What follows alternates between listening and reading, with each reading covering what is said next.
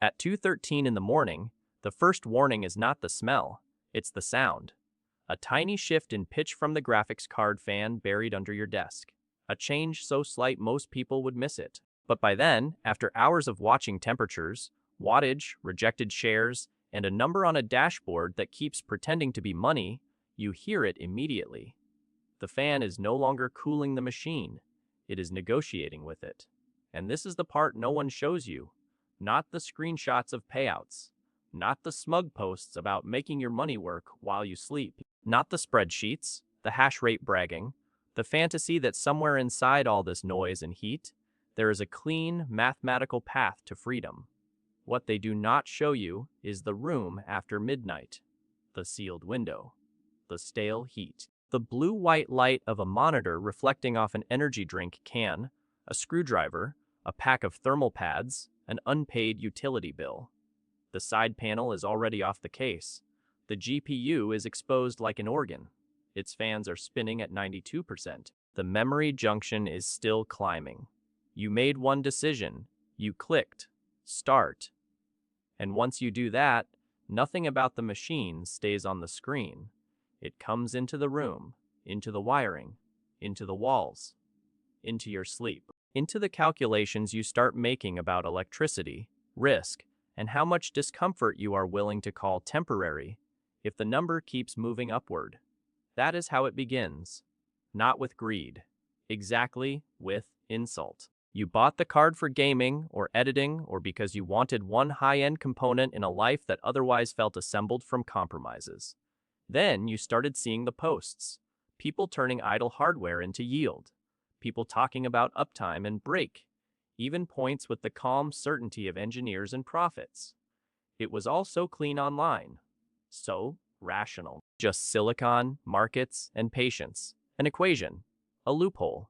A machine that could quietly convert heat into hope. You tell yourself you are not trying to get rich. You are just trying to see if it works. That is the first lie, and it is the harmless one. You install the mining software with the paranoia of a man learning to counterfeit his own future. You whitelist folders, disable antivirus warnings, read forum threads, written by people with anime avatars and extraordinary confidence. You learn new language quickly because the machine forces you to. Core clock, memory clock, undervolt, share accepted, share rejected, thermal throttling, DAG, pool fee, payout threshold, power limit. At first, it feels almost academic. You lower voltage, raise memory, shave watts, watch the graph stabilize. The GPU finds a rhythm. The fans scream. But the numbers look efficient enough to flatter you. A few cents an hour, a few dollars a day if conditions hold. You open the calculator, then the converter, then the historical charts. Then the fantasy begins its quiet work. If this card can do this, what about 2? What about 4? What about a frame in the garage? Open air, industrial fans, dedicated circuits, a real setup. The mind moves faster than the market, faster than the hardware, faster than the bill that has not arrived yet, so you keep it running.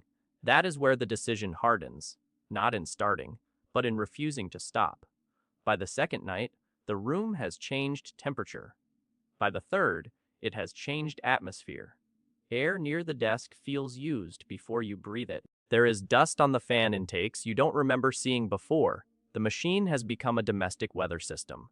Even silent objects now seem complicit. The curtains trap warmth. The cheap power strip looks suddenly theatrical, like a prop in a fire safety video. The wallpaper behind the tower feels too close. And still, the dashboard tells a reassuring story. Hash rate steady. Shares accepted. Estimated daily earnings enough to keep you from turning it off, not enough to justify what it is becoming. This is the cruel intelligence of small-scale mining. It does not make you rich fast. It makes you rationalize slowly. The profits are never dramatic enough to end the argument. They are just large enough to keep it alive. You begin optimizing things. No sane person should optimize at 1 a.m. fan curves. Airflow direction.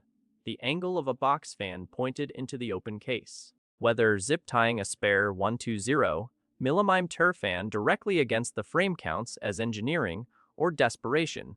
You replace thermal paste after watching a 12-minute tutorial with ominous background music. You order thicker pads because someone in a forum swears the factory ones are garbage. You start talking about silicon quality as if you manufacture the chips yourself, and each improvement buys you something precious. Not profit, time. 5 degrees lower, 10 watts saved, 2% fewer rejects. Another night where the card can keep operating inside what you call acceptable, even though everyone involved knows that word is elastic. Now, then the first external consequence arrives, not from the machine, from the meter. You see it before the bill lands, because you start checking usage like a man checking a pulse. The numbers are ugly in a way that screenshots never are. Mining forums talk in daily yield. Utilities bill in accumulated reality. Kilowatt hours do not care about ideology.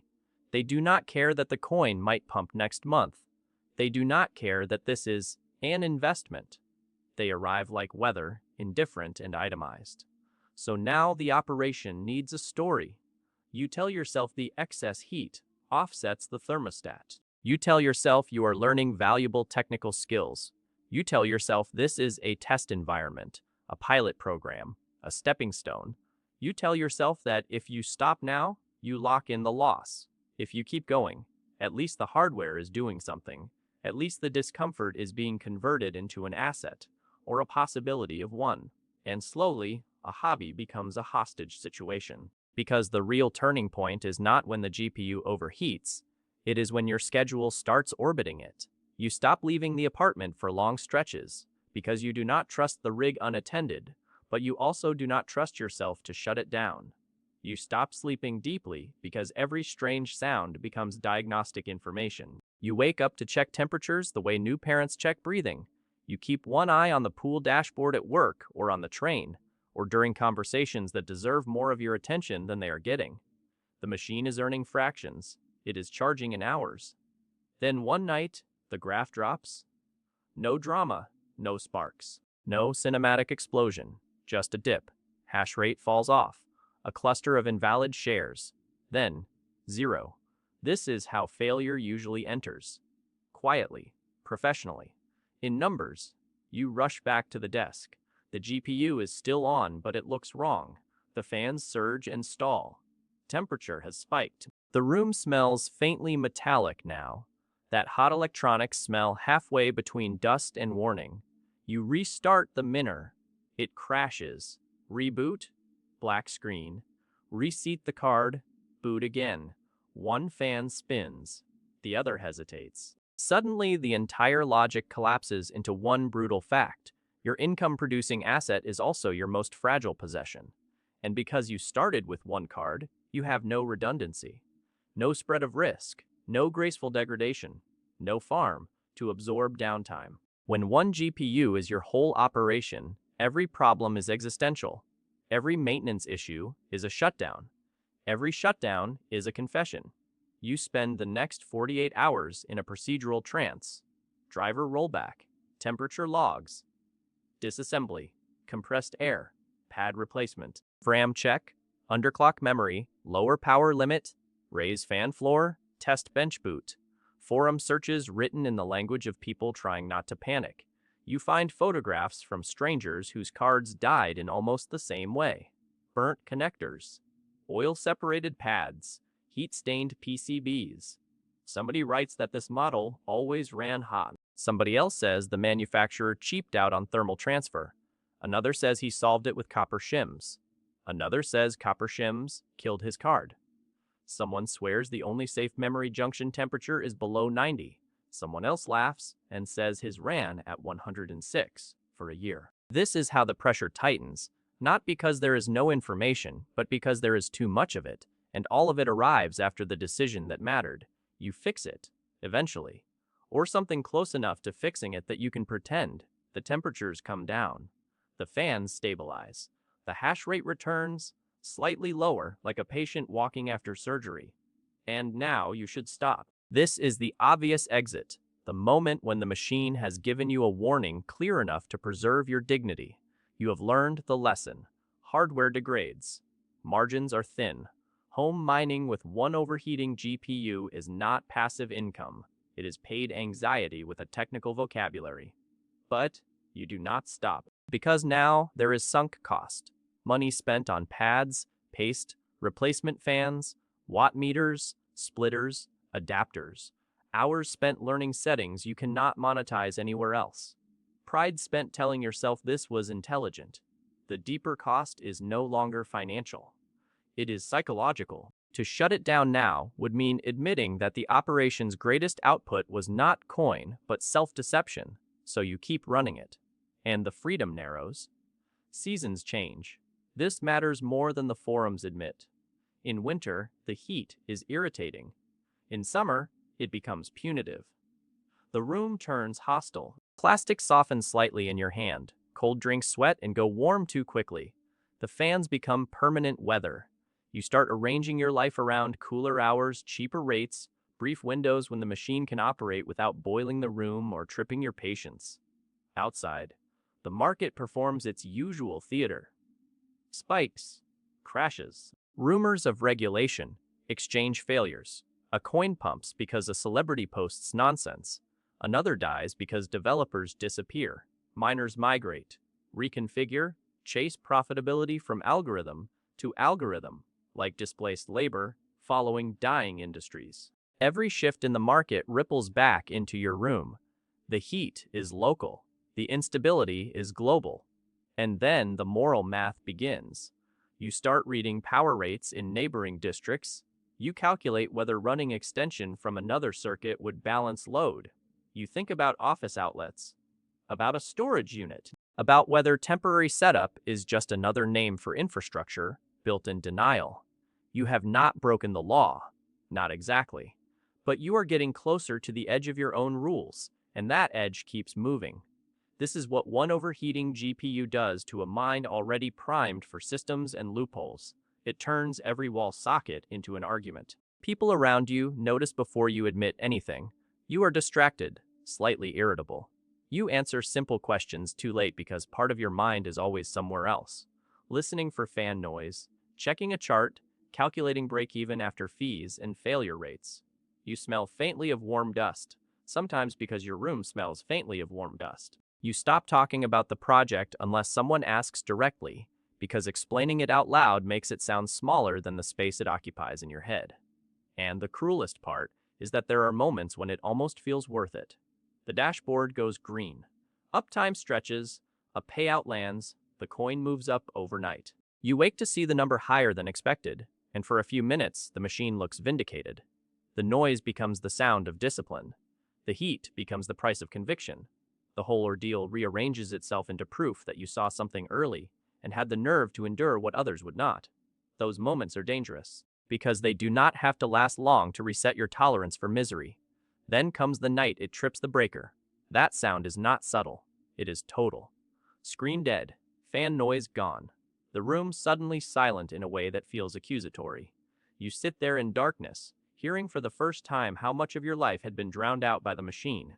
You stand. You check the panel, reset, boot, pray. The computer comes back, but not cleanly. BIOS delay, driver conflict, a disk check you didn't ask for.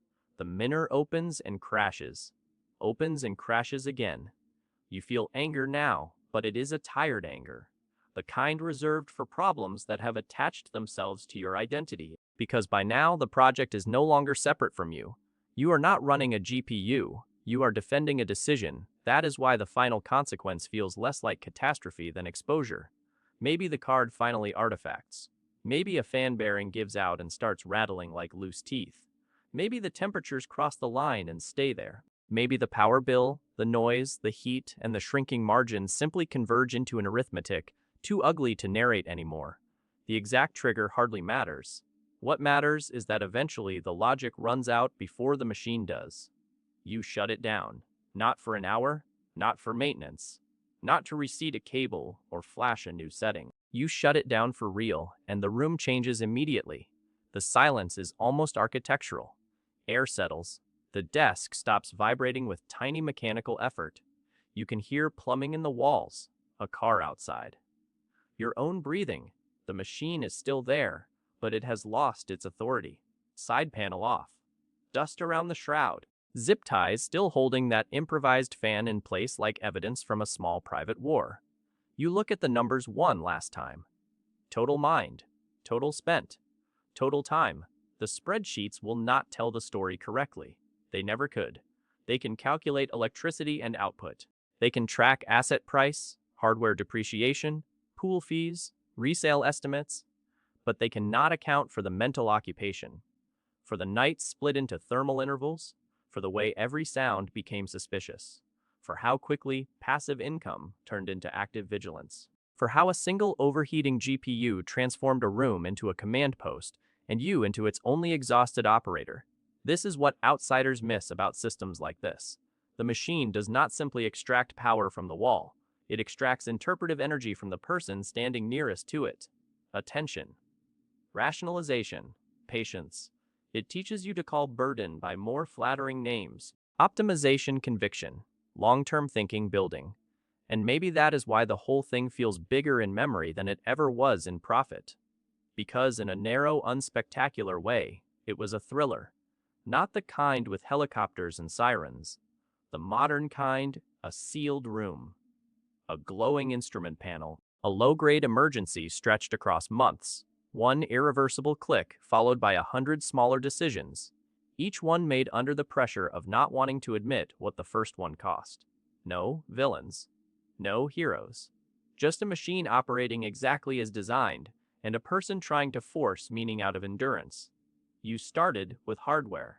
You ended with a residue. A lesson about leverage, maybe, about heat, about markets, about what happens when a technical process enters a human life and starts billing for occupancy, about how quickly numbers on a screen can colonize the senses, about how the fantasy of effortless money almost always hides a room somewhere, and in that room there is always something running too hot. Even now, long after the fans stop, you still notice certain sounds. A laptop under load, an old refrigerator compressor, the strained whine of cheap bearings in a box fan. Your body remembers before your mind does, and that may be the most honest ending crypto mining can give you. Not wealth, not ruin, not revelation. Just a silence that sounds expensive. If you have ever mistaken output for control, you already know the rest. Sometimes the most dangerous machine in the room is the one that almost works.